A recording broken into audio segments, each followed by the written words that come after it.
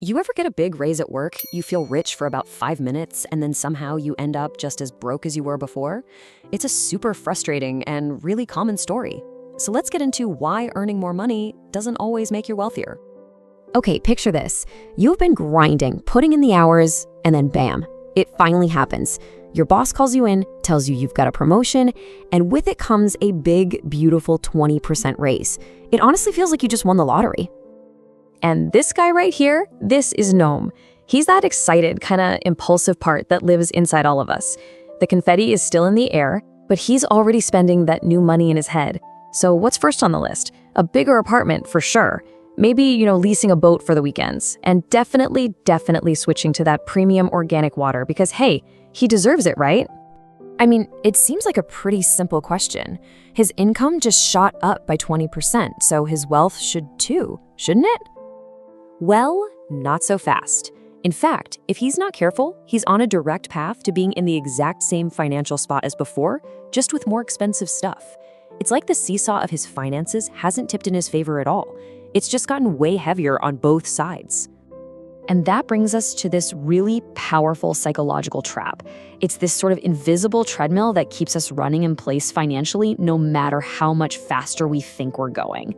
It's a little thing called lifestyle creep. It's basically the financial version of something psychologists call the hedonic treadmill. See, as soon as our income goes up, our brain, that clever little organ, immediately starts inventing a whole new list of needs to match our new budget. And that's the creep in action. And this image pretty much says it all.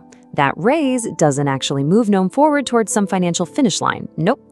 Instead, it just pours more fuel on the treadmill of his expenses, making that belt spin even faster.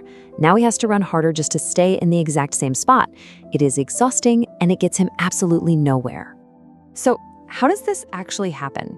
Well, it all comes down to a really subtle but powerful shift in how we think about what's a necessity versus what's a luxury. Just think about it this way. Before the raise, a solid, reliable Toyota was perfectly fine. But now, with more cash coming in, suddenly a BMW feels like a need.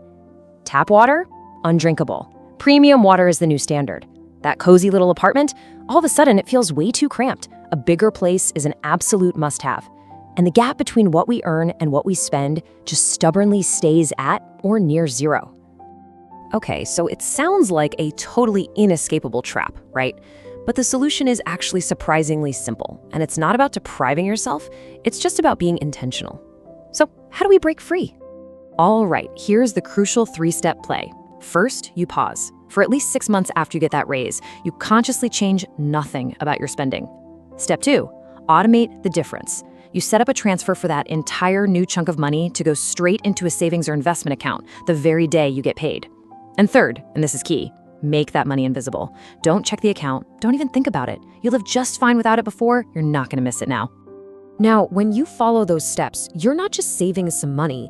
You are making a huge mindset shift. You're deciding to upgrade something so much more valuable than your car or your apartment, something that will actually truly change your life. And this right here is the whole point. Don't upgrade your life. Upgrade your freedom. Every single dollar you save from that raise isn't just a dollar. It's a little piece of your future. It's the option to quit that job you hate, or to start a business, or maybe retire early. What you're really doing is buying back your most precious resource, your time. And that freedom, it compounds. Let's just say you invest an extra $10,000 from your raise instead of spending it. And an average market return, let's say 8% a year, that one investment could grow to over $76,000 in 20 years. That's the magic of compound interest. Your money isn't just sitting there. It's out there working for you, building a future where you are in control, not your expenses. So that leaves us with one final question to really think about. Take a hard look at your own expenses. What's that one thing that feels like a total necessity today, but was probably a luxury just a year or two ago? What is the first new necessity you can cut to get off that treadmill and start building your real freedom? Starting right now, today.